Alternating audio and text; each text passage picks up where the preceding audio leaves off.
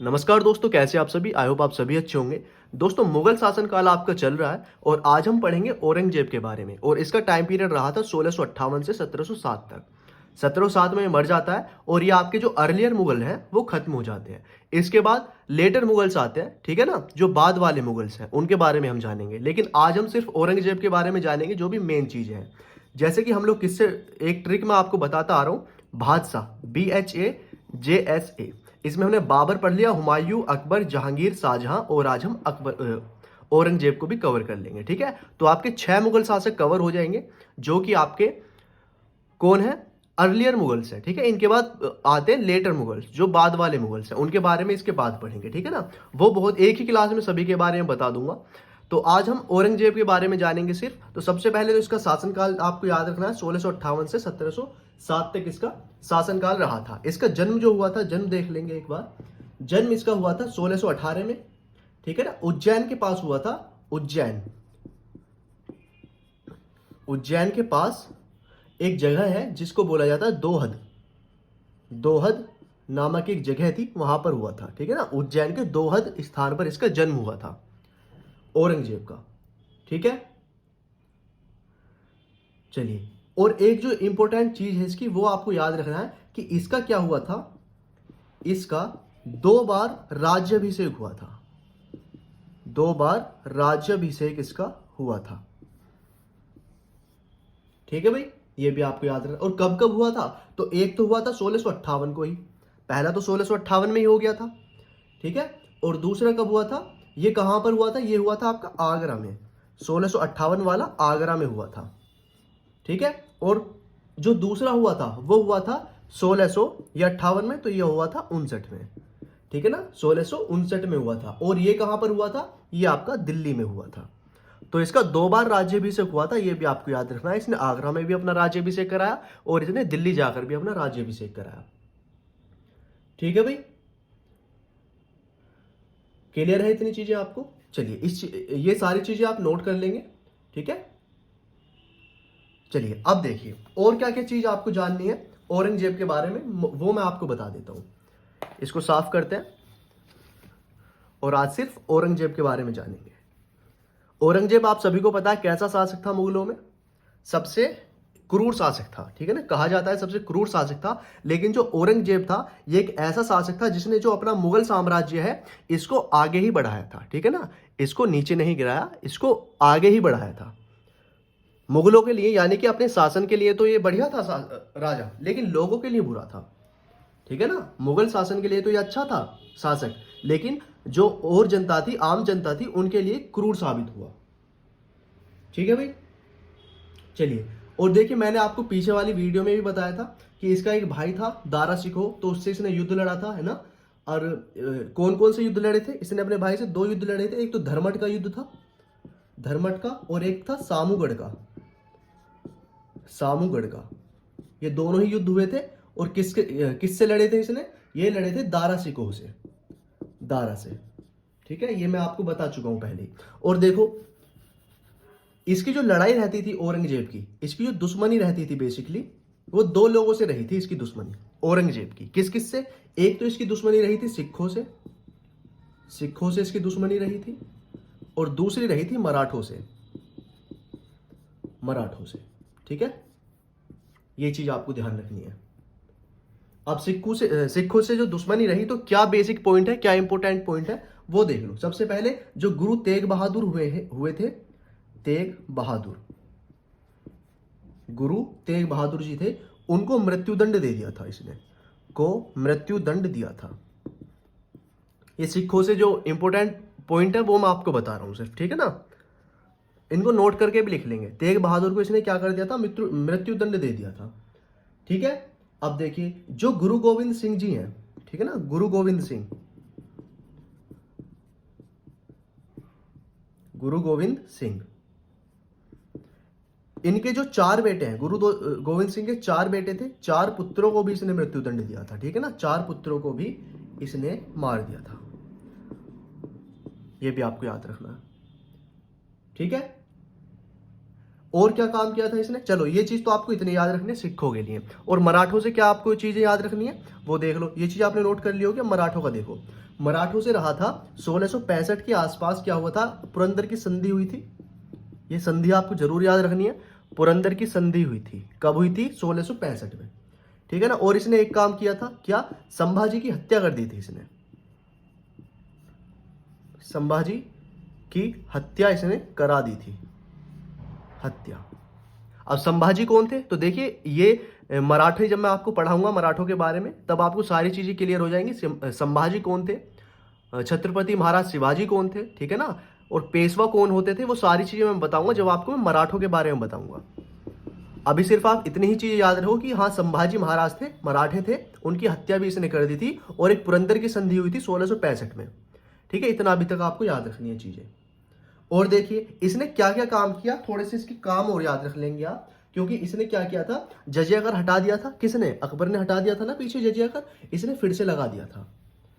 जजिया कर अकबर ने तो हटाया था, इसने फिर से लगा दिया था। नोट करके लिखेंगे, इसने जजिया कर को पुनः लागू कर दिया, जजिया कर फिर से लगा दिया, फिर से लगाया लोगों पर, ठीक है। इतना आपको याद रखना है, ठीक है। अब देखिए और क्या इसने किया था, इसने काशी विश्वनाथ मंदिर है, काशी विश्वनाथ कहां पर है, काशी विश्वनाथ, ये शिव जी का ज्योतिर्लिंग आप सभी को पता होना चाहिए, ठीक है ना। शिव जी के सभी ज्योतिर्लिंग आपको पता होने चाहिए। तो काशी विश्वनाथ कहां पर है, ये आपका बनारस में है, बनारस यानी कि वर्तमान वाराणसी, बनारस में है। वो इसने तुड़वा दिया था, ठीक है ना, तुड़वाया था। तुड़वाया किसने था, औरंगजेब ने। एक चीज याद रखनी है, तुड़वाया किसने और बनवाया किसने फिर से, तो औरंगजेब ने तो ये तुड़वा दिया था, ऑलरेडी बना हुआ था पहले काशी विश्वनाथ। ये तुड़वाया किसने, औरंगजेब ने, लेकिन रिपेयर करवाया फिर बाद में किसने, जो इसकी रिपेयरिंग कराई, ठीक है ना, वो किसने कराई, अहिल्याबाई, नाम आपको याद रखना है, अहिल्याबाई जी, ठीक है। इन्होंने इसकी क्या कराई, रिपेयरिंग कराई। क्यों रिपेयरिंग कराई, क्योंकि औरंगजेब ने तुड़वा दिया था, तो बाद में चल करके अहिल्याबाई जी ने इसकी रिपेयरिंग भी कराई, फिर से ये ठीक कराया था, ठीक है। इतना आपको याद रखना है, ठीक है भाई। इतनी चीजें आपको क्लियर हुई सारी। अब देखिए अब क्या करता था, ये ऐसा एक शासक हुआ था, औरंगजेब दरबार में आता था, और देखिए इसको म्यूजिक का शौक था, म्यूजिक का शौक था ये, ठीक है ना, शौकीन था म्यूजिक का। खुद आता था और वीणा बजाता था। वीणा क्या, यानी कि एक तरीके से गिटार होती थी, ठीक है ना। खुद आकर के तो गिटार बजा रहा है, कहां पर, अपने दरबार में। लेकिन अगर कोई और भी, किसी और ने म्यूजिक मतलब कि बजाना चाहा, या गिटार बजानी चाहिए, वीणा बजाना चाहिए, तो उसे मृत्युदंड दे देता था वहीं, ठीक है ना, वहीं पर इसको सजा सुना देता था, वो भी मौत की सजा। क्यों, क्योंकि सिर्फ ये चाहता था कि सिर्फ मैं ही वीणा बजाऊंगा दरबार में, बाकी सब सुनेंगे, ठीक है। तो आपको ये भी याद रखना है कि दरबार में खुद तो बजाता था वीणा, लेकिन लोगों को पाबंदी थी, ठीक है।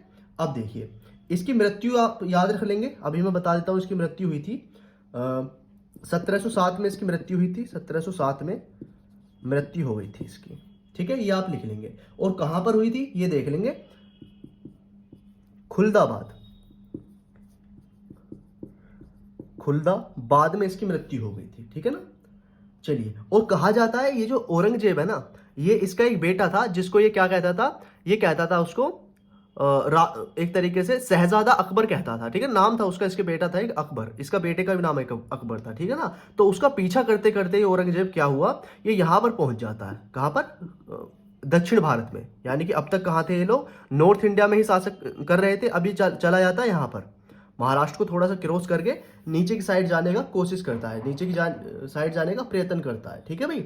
अब वहां पर क्या होता है, ये देखता है वहां की सारी की, वहां पर भी बहुत ही लोग मतलब हिंदू राजा हैं, और वहां भी बहुत ही ख्याति फैली हुई थी, ठीक है ना। तो वहां भी ये लूटपाट करने की कोशिश करता है वापस लाने के लिए दिल्ली में। तो यहाँ पर क्या होता है, ये अपने बेटे का तो पीछा करता करता गया और वहीं रुक जाता है, ठीक है भाई। और फिर क्या, वहीं पर इसकी मृत्यु हो जाती है, खुलदाबाद वहीं पर एक स्थान है दक्षिण भारत में, 1707 में मृत्यु होती है। और कहा जाता है कि औरंगजेब को दक्षिण का नासूर ले डूबा, दक्षिण का नासूर यानी कि लालच ले डूबा, ले डूबा, औरंगजेब को दक्षिण का नासूर ले डूबा, वहां से आने को ही तैयार नहीं हुआ ये, ठीक है ना। तो वहीं पर ये मर गया था, इतना आपको याद रखना है, उसी के चक्कर में मरा था। अब देखो इतनी आपको याद रखनी है चीजें। और इसका मकबरा कहाँ पर है वो भी देख लेंगे। इसका मकबरा कहाँ पर है? मकबरा इसका औरंगाबाद में है, ठीक है ना। ये भी कहाँ पर है? महाराष्ट्र में है, औरंगाबाद। तो दक्षिण का ही तो पार्ट आ जाता है औरंगाबाद, तो इसका मकबरा भी औरंगाबाद में है। तो औरंगजेब से औरंगाबाद आपको याद रखना है नाम, ठीक है। और देखिए इसके जो नाम थे, इसके नाम भी काफी थे, इसे कई नामों से बुलाया जाता था। किस किस से? देखिए इसके जो अन्य नाम थे वो लिख लेंगे।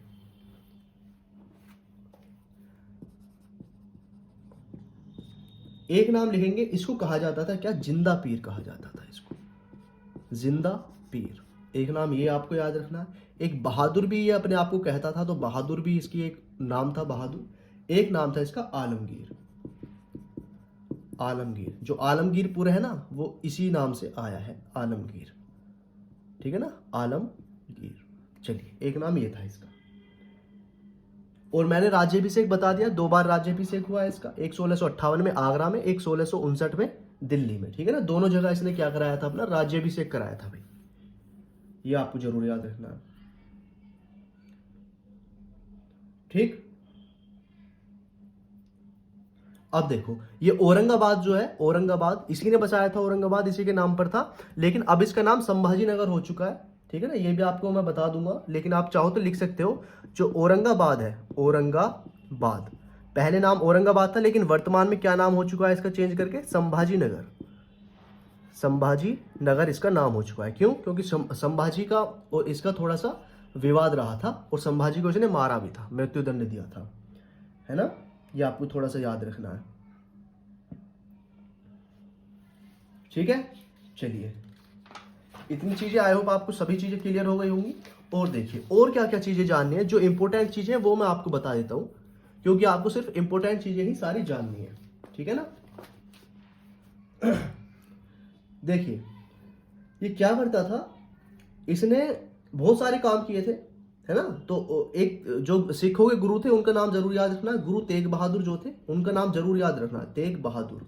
मैं बता चुका हूं आपको कि इनको इसने क्या किया था? मृत्युदंड दे दिया था, गुरु तेग बहादुर को, ठीक है। और देखिए अब क्या होता है, अब क्या होता है औरंगजेब के बारे में। इसकी पत्नी का नाम हालांकि इतना पूछा नहीं जाता है, इसकी पत्नी यानी कि विवाह इसका किससे हुआ था, ये भी आप अगर लिखना चाहो कहीं को तो आप लिख सकते हैं। इसका था रबिया बीबी, ठीक है ना। रबिया बीबी इसकी वाइफ का नाम था, रबिया बीबी, ठीक है। इनसे इसके क्या हुआ था? शादी हुई थी 1637 के आसपास, ठीक है भाई। चलिए इसको नोट कर लेंगे। नाम अगर लिखना चाहो तो लिख लो, कई बार हालांकि पूछा कहीं नहीं जाएगा, लेकिन आपकी नॉलेज के लिए आप लिख सकते हैं। अब देखो इसने क्या काम किया, इसने जो सिक्के चलते थे ना उस समय, सिक्के जो चलते थे, सिक्कों पर इसने अपना नाम गुंदवा दिया, यानी कि अपने नाम का कलमा चलवाया। सिक्कों पर अपने नाम का कलमा खुदवाया, सिक्कों पर कलमा खुदवाया, ऐसे लिख लो चाहो तो, सिक्कों पर कलमा खुदवाया, ठीक है भाई। ये चीज लिख लेंगे। और देखिए और क्या इसमें आपको याद रखना है, एक था नौरोज त्योहार जो था, ठीक है ना। नौरोज ये ईसाइयों का त्योहार होता था, नवरोज त्योहार या नौरोज त्योहार, ठीक है ना। एक तरीके से न्यू ईयर था ये ईसाइयों का, नौरोज त्योहार। इस पर इसने बैन लगा दिया, ठीक है। नौरोज त्योहार बैन कर दिया इसने, ठीक है भाई। और देखो और क्या आपको याद रखना है इसके बारे में, जो इसके समय विद्रोह हुए थे कुछ, ठीक है ना। काफी विद्रोह होते थे इन लोगों के समय, तो जो विद्रोह हुए थे इसके समय वो आप थोड़े से याद रख लेंगे। विद्रोह मैं एक एक का नाम ले देता हूं जो इंपॉर्टेंट है। पहला 1667, ये हुआ था अफगान विद्रोह, अफगान विद्रोह, ठीक है ना। विद्रोह आप आगे लिखते जाओ, ठीक है। एक हुआ था 1659 में, 69 में, ये था जाट विद्रोह, जाट विद्रोह, ठीक है। एक हुआ था 1672 में जो था सतनामी विद्रोह, सतनामी विद्रोह, ये एक तरीके से सिखों का था, ठीक है। ये आपका 1672 हो गया। उसके बाद 1661 रह गया भाई, 1661 भी लिख लो, 1661 ये हुआ था बुंदेला विद्रोह, ठीक है ना। बुंदेलखंड का इलाका था, वहां के लोगों ने विद्रोह किया था। और एक याद रखना है आपको 1681, ये आपका था जो शहजादा अकबर है, शहजादा अकबर ये अकबर वो वाला नहीं है, अकबर एक पीछे चला गया, ये किसका, औरंगजेब का ही बेटा है एक, शहजादा अकबर, इसने भी विद्रोह कर दिया था। इसी को पकड़ते पकड़ते वो दक्षिण भारत गया था और वहीं पर रुक गया था, और कहा जाता है कि दक्षिण का नासूर उसे ले डूबा, औरंगजेब को। तो औरंगजेब का बेटा था ये शहजादा अकबर, ठीक है ना। इसका विद्रोह हुआ था 1681 में, ठीक है। इतना आपको याद रखना है, ये इंपॉर्टेंट है, क्योंकि इसी के बाद इसी का पीछे करते करते वो कहां पर गया था, दक्षिण भारत में गया था उसे पकड़ने के लिए, और वहीं पर ही मर गया था, ठीक। अब देखिए और क्या था, एक अंग्रेजों का विद्रोह भी हुआ था भी इसके टाइम में, 1686 में एक अंग्रेज तो आ गए थे उस समय तक, 1600 का मतलब 1686 चल रहा है, तो अंग्रेज तो है भारत में, ठीक है। तो अंग्रेजों के बारे में पढ़ेंगे जब मैं आपको वो बताऊंगा मॉडर्न इंडिया, तो सबसे पहले इन्हीं के बारे में पढ़ेंगे, ठीक है ना, यूरोपियन कंपनी कैसे कैसे आई। तो 1686 में अंग्रेज तो है भारत में, तो अंग्रेजों का विद्रोह भी हुआ था, ठीक है। और देखो और क्या हुआ था, बहुत सारे विद्रोह हुए थे ऐसे तो, एक जैसे कि 1700 नहीं 1600, ये लो 1679, एक विद्रोह ये लिख लेना, ये राजपूतों का विद्रोह हुआ था, राजपूतों का विद्रोह हुआ था, ठीक है ना। एक सिख विद्रोह और हुआ था, वो भी आप लिख लेंगे, सिख विद्रोह एक और हुआ था, वो हुआ था 1675 का सिख विद्रोह, सिखों ने विद्रोह कर दिया था, सिखों का विद्रोह, ठीक है भाई, लिख लो। और ये मतलब कि थोड़े से ईयर्स हैं, इनमें से कौन कौन सा ज्यादा इंपॉर्टेंट है वो मैं आपको बता देता हूँ। एक तो 1681 बहुत ज्यादा इंपॉर्टेंट है, ठीक है ना, क्योंकि इसके खुद के बेटे ने इसके खिलाफ बगावत कर दी थी, ठीक है। एक ये सतनामी इंपॉर्टेंट है, एक ये जाट इंपॉर्टेंट है, और ये सुरुगा इंपॉर्टेंट है, ठीक है। ये जरूर याद रखने हैं आपको भाई, ठीक है, ये वाले आपको जरूर याद रखने हैं विद्रोह। अब देखिए अब क्या होता है, अब और चीजें जान लेते हैं थोड़ी सी। मैंने आपको बता दें काशी विश्वनाथ मंदिर इसने तुड़वाया था, ठीक है ना। और सोमनाथ का जो मंदिर है, सोमनाथ मंदिर जो है गुजरात में, ठीक है ना, पाटन में जो सोमनाथ मंदिर है वो भी इसने तुड़वाया था, वो भी आपको याद रखना है, ठीक है ना। इसने मंदिर काफी तुड़वाए थे। और देखो और इसने क्या किया था औरंगजेब ने, जो लाल किला है ना, लाल किला जो लाल किले के अंदर मोती मस्जिद है, लाल किले में मोती मस्जिद इसने बनवाई। तो जामा मस्जिद मत कर देना, जामा मस्जिद तो अकबर वो ही है, शाहजहां वाली, ठीक है ना। और लाल किला भी शाहजहां का है, लेकिन लाल किले के अंदर जो मोती मस्जिद है वो इसने बनवाई थी, ठीक है ना। लाल किले में मोती मस्जिद किसने बनवाई, औरंगजेब ने बनवाई थी भाई, औरंगजेब ने बनवाई, ठीक है। ये आप लिख लेंगे जरूर, मोती मस्जिद थोड़ा सा इंपॉर्टेंट है। चलो जल्दी से इसको नोट कर लो।